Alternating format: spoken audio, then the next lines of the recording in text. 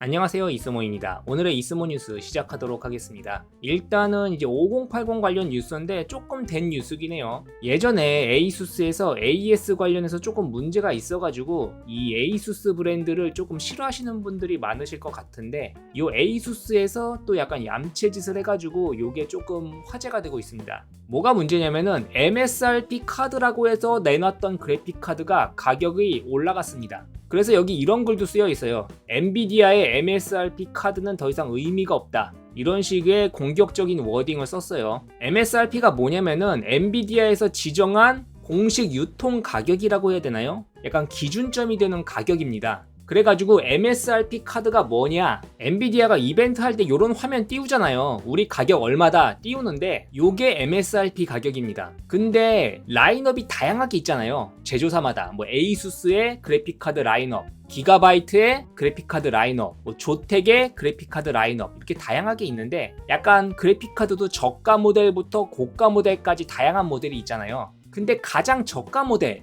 여기 써있는 $999인 가격의 모델을 보고 이제 MSRP 카드라고 합니다. 물론 가격이 더 큰 그래픽 카드도 있죠. 근데 가장 최저가 MSRP 가격으로 파는 카드를 이제 MSRP 카드라고 하고, 당연히 에이수스에서도 그런 MSRP 카드가 있었습니다. $999에 판매하는 그래픽 카드가 있었어요. 그 모델이 뭐냐면은 에이수스 프라임 모델입니다. 에이수스 프라임 모델. 그게 처음에 $999에 나왔었습니다. 근데 당연하겠지만 요즘 RTX 50 시리즈 그래픽 카드가 굉장히 품귀 현상이죠. 물량이 얼마 없어가지고 구하기가 굉장히 어려운데, 그러니까 초기 생산분만 $999에 팔고 그 다음에는 가격을 올려버렸습니다. 이거 오해하시면 안 되는 게 되파리들이 가격을 올린다거나 용파리들이 가격을 올린다거나 이런 게 아니에요. 에이수스 공식 홈페이지에서 가격이 올라간 겁니다. 그러니까 유통업자들이 지금 물량이 부족하니까 비싸게 팔아먹어야지 해가지고 올라간 가격이 아니라는 거예요. 에이수스가 공식적으로 올려버린 가격이라는 뜻입니다. 그러니까 여기 써있죠. $999에 팔고 있던 가격을 $1265로 올렸습니다. 26%나 올렸어요. 이게 말이 되나? 그리고 이게 더 큰 문제가 되는 게, 이게 출시 리뷰를 위해서 MSRP 카드라고 홍보했단 말이에요. MSRP 카드라고. 그러니까 각종 웹진이나 뭐 유튜버나 이런 분들한테 이제 물량을 뿌리잖아요. 우리 거 홍보해달라고 벤치마크도 하고 홍보도 하고 이런 용도로 물량을 뿌리는데, 그때 이거는 최저가 카드야, 우리가 $999에 파는 카드야 라고 해가지고 MSRP 가격 전용 리뷰에 포함되었어요. $999니까. 근데 그게 싹 끝나자마자 가격을 $1265로 올린 거죠. 그래가지고 실제로 에이수스 공식 홈페이지에서 가격이 $1265 이 가격에 팔고 있어요. 그래도 뭐 품절이긴 하죠. 그래가지고 요게 조금 문제가 되고 있습니다. 이런 식으로 우리 MSRP의 가격으로 팔 거야 라고 해놓고 MSRP 그래픽카드 리스트에도 올라가고 그걸로 홍보까지 했는데 나중에 공식 가격을 올려버렸어. 요게 조금 얌체 같은 짓을 했다는 거죠. 더군다나 여기서 깨알같이 에이수스의 RTX 50 시리즈 가격을 까고 있습니다. 저도 한번 소개했던 적이 있는데 RTX 5090 로그 아스트랄, 이게 순행 쿨러슨 모델이에요. 순행 쿨러슨 모델. 요게 $3,000 이상에 팔고 있습니다. 그리고 지금은 $3,409라고 해요. 그리고 이 가격은 에이수스 공식 판매 가격이 이렇다는 겁니다. 그래가지고 터무니없다, 이런 짓은, 이렇게 말을 하고 있습니다. 그래가지고 요거는 조금 얌체짓인 것 같긴 해요. 처음에 $999라고 해가지고 리뷰도 받고 홍보도 하고 했다가 초기 물량 그거 몇 개 되겠어요? 몇 개 안 되잖아요. 그거 싹 빠지고 나니까 가격 올려서 팔아. 그것도 조금 올린 것도 아니에요. 굉장히 많이 올렸어. $265를 올렸어. $265면 거의 40만원 가까운 가격이거든요. 다시 한번 말하지만 이거 유통업자가 올린 가격이 아니라 에이수스 공식이 정식으로 올린 가격이에요. 그래가지고 문제가 되는 거죠. 그래가지고 요건 조금 아닌 것 같은데 조금 안타까운 느낌이 듭니다. 그 다음 뉴스입니다. 제가 가장 기대하고 있다는 카드 RTX 5070 Ti, 요거 출시일이 공식 발표됐습니다. 2월 20일부터 출시 예정이라고 해요. 이거 경쟁률 엄청 셀 겁니다. 이거 분명히 못 구할 거야. 왜냐면은 5070 Ti부터는 실제로 사정권 내 가격이거든. 5090, 5080 어차피 생각도 안 했어. 너무 비싸. 근데 5070 Ti, 5070 요 정도는 일반인들도 구매할 만한 가격이거든. 그래가지고 다들 많이 노리실 거예요. 근데 이거 물량이 어떻게 될지 모르겠어요. 이거 물량 괜찮을까? 요 5070 Ti는 RTX 50 시리즈 중에 세 번째로 지금 출시가 확정된 시리즈죠. 그리고 제가 예전에 올린 영상에서 요 5070 Ti가 가장 가성비가 괜찮아 보인다, 요런 말씀도 드렸습니다. 뭐 쿠다코어 개수라든지 그래픽카드 메모리 같은 게 전작에서부터 조금 많이 올라간 게 보인다, 그래가지고 70ti가 가장 괜찮아 보인다, 이런 말을 했었어요. 그렇기 때문에 5070 Ti 그래픽카드 노리시는 분들 구매 가능하실지는 모르겠지만 시간 잘 맞추셔가지고 구매하시면 좋을 것 같습니다. 물론 수많은 매크로와 대파리들과 이런 거를 뚫고 구매하셔야겠지만 성공하시길 기원하겠습니다. 그 다음에도 5070 Ti 관련 뉴스입니다. 요거 블렌더 벤치가 떴는데 4070 Ti 슈퍼보다는 7.6%가 더 빠르고 오픈CL 테스트에서는 4080 슈퍼와 동일한 정도의 성능을 보여줬다고 해요. 이거는 블렌더 테스트입니다. 블렌더 테스트. 이게 재밌는 게 이거 5070 Ti 리뷰하는 분 중에 한 명이 블렌더로 벤치마크 돌린 다음에 온라인 점수 제출을 비활성화하는 걸 잊은 것 같대. 그러니까 약간 블렌더 벤치마크 테스트를 할 때 이 벤치마크 결과를 자동으로 온라인 업데이트한다, 요런 옵션이 있는데 그거를 비활성화하는 거를 까먹고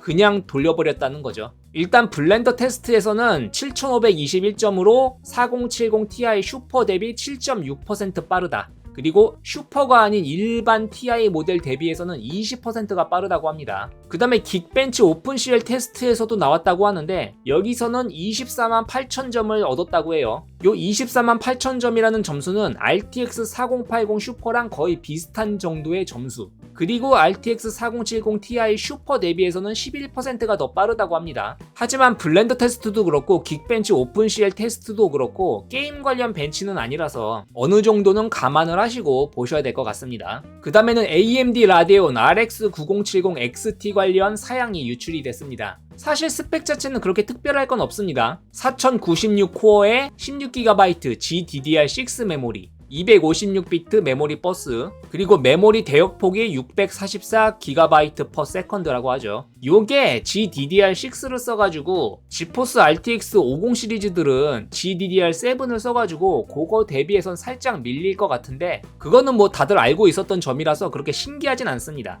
근데 여기 GPU 클럭이 3100MHz라고 찍혀 있잖아요. 부스트 클럭이. 요거는 아마 오버클럭된 모델일 거라고 해요. 기본적으로는 2970MHz가 기본일 거라고 합니다. 그래서 요거는 수동으로 오버클럭을 했거나 상위 모델, 이미 오버클럭된 상위 모델의 GPU Z 결과가 아닌가 이렇게 생각이 됩니다. 그리고 9070 XT로 돌린 몬스터 헌터 와일즈 벤치마크 스샷도 약간 공개가 됐다고 하는데 점수는 36,100점, 프레임 수는 211프레임이 나왔다고 해요. 해상도는 1080p인 것 같고 요거는 FSR 옵션, 프레임 생성 옵션을 키인 결과값이라고 합니다. 물론 이 스크린샷이 진짜라는 가정하에 이야기가 되겠습니다. 그 다음엔 애플 관련 뉴스입니다. 팀 쿡이 트위터를 갱신했어요. 2월 19일에 큰 거 온다고 합니다. 아마도 아이폰 SE가 나올 거라는 이야기 같죠. 아이폰 16E라는 이름으로 출시될 거라는 소문도 있다고 해요. 근데 팀 쿡은 아이폰이 나올 거라는 얘기는 하지 않았습니다. 2월 19일에 우리의 새로운 멤버가 등장할 것이다, 이런 이야기만 했어요. 가장 중요한 포인트는 이거죠. 과연 한국에 얼마에 나올 것인가.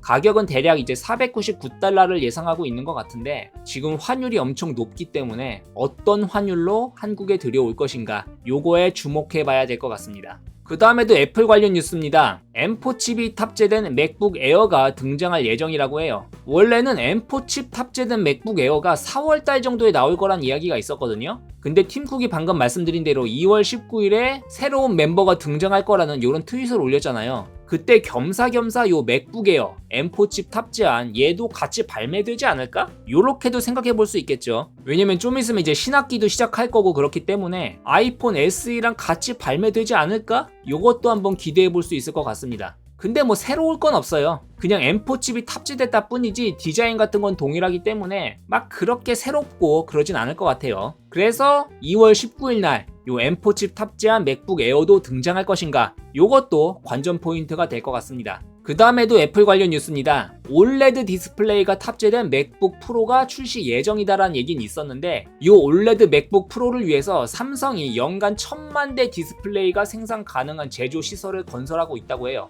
건설하고 있다는 게 아니라 이미 건설을 했습니다. 근데 이 OLED 맥북 프로의 출하량이 연간 최대 500만 대 정도를 예상하고 있다고 해요. 그럼 500만 대가 비잖아요. 그렇기 때문에 삼성이 이 투자 비용을 충당하기 위해서 더 많은 고객을 유치할 필요가 있다. 하지만 요새 점점 올레드 탑재된 노트북들이 좀 늘어나고 있거든요. 그래서 요 1000만 대 달성은 충분히 가능할 거라는 이야기가 있습니다. 요건 좋은 소식이죠. 근데 여기서 살짝 안 좋은 뉴스가 있긴 합니다. 맥북 에어는 올레드 전환이 좀 늦어질 것 같다고 해요. 애플은 맥북 에어에는 올레드로 전환을 쉽게 하지 않을 것이다. 그래서 아마도 맥북 에어에 올레드가 탑재되는 거는 2027년 이후가 되지 않을까 이렇게 예상하고 있다는 것 같아요. 대신 맥북 에어에는 조금 더 현재보다는 개선된 고급 LCD 디스플레이를 도입하려는 그런 생각을 가지고 있다고 합니다. 그러니까 일단 맥북 프로에 올레드 적용해보고, 왜냐면 맥북 프로는 올레드 돼가지고 가격이 좀 올라도 사람들이 살 거니까. 하지만 맥북 에어에까지 올레드를 탑재하면 가격이 더 많이 오르잖아요. 그럼 조금 약간 가격 저항이 있을 수 있기 때문에 올레드 가격도 조금 내려가고 가격 저항도 조금 사라지면은 그때 아마 맥북 에어에도 올레드를 탑재하지 않을까 이렇게 예상이 됩니다.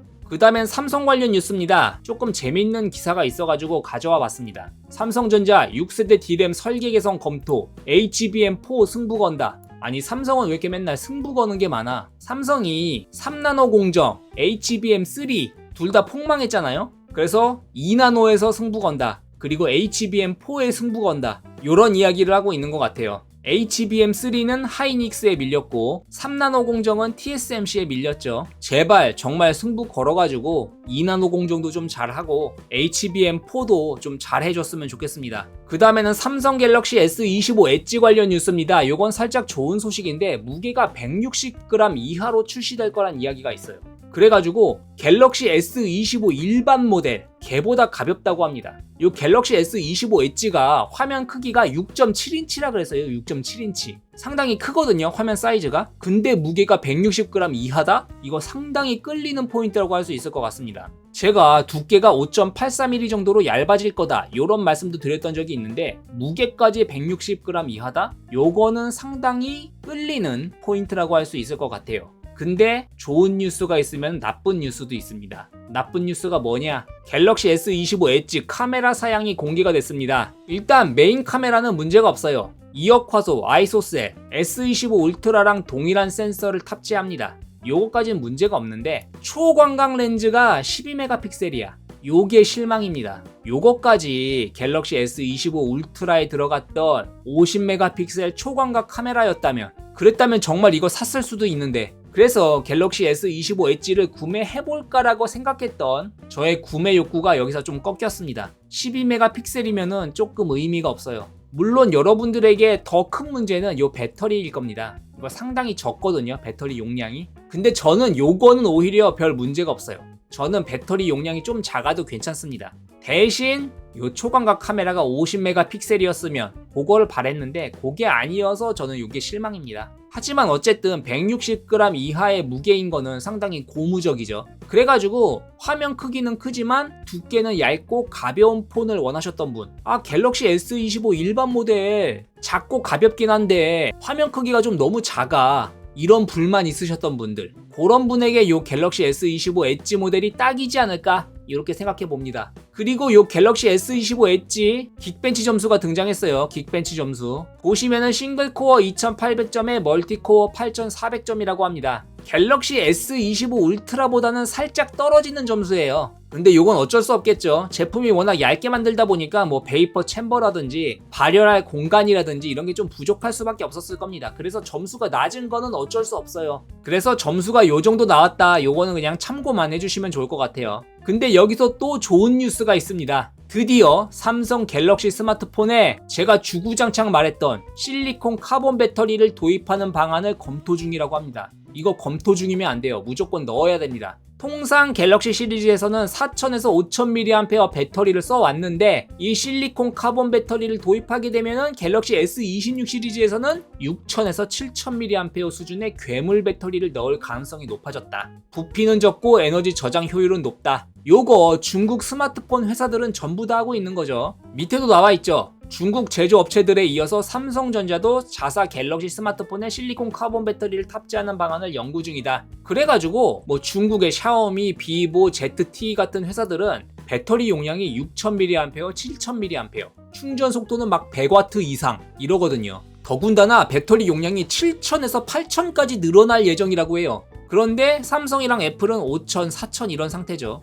충전 속도도 30W, 40W 이런 수준이고, 물론 삼성이나 애플 같은 글로벌 1위, 2위 하는 이런 회사들은 약간 이런 배터리 사용에 보수적입니다. 왜냐면은 배터리가 폭발하는 문제, 불타는 문제 이런 게 있을 수가 있어가지고 좀 보수적이긴 해요. 특히나 삼성은 갤럭시 노트 7 문제가 있었잖아요. 그런데 그게 이미 몇 년 전입니까? 삼성도 테스트하고 개선하고 해가지고 더 대용량, 더 고속 충전이 가능한 이런 배터리를 만들어야 될 필요가 있다. 그래서 차기작에는 배터리 용량을 키울 가능성이 높다고 해요. 삼성전자 관계자는 실리콘 카본 배터리를 쓸 경우 용량은 커지지만 수명 문제가 있어서 개선이 필요하다. 확정되진 않았으나 개선 방안 등을 다각적으로 연구하고 있다라고 했다고 합니다. 삼성도 이거 검토하고 있는 걸 보니까 뭐 S26 시리즈건 S27 시리즈건 차기작에서는 어쨌든 등장할 것 같긴 합니다. 그렇기 때문에 다음번에는 조금 개선된 배터리 용량의 갤럭시 시리즈들을 만나볼 수 있지 않을까 기대하고 싶지만, 갤럭시 S26에는 엑시노스를 탑재한다는 이야기가 있죠. 하나가 되면은 하나가 이상하고 조금 안타깝긴 합니다.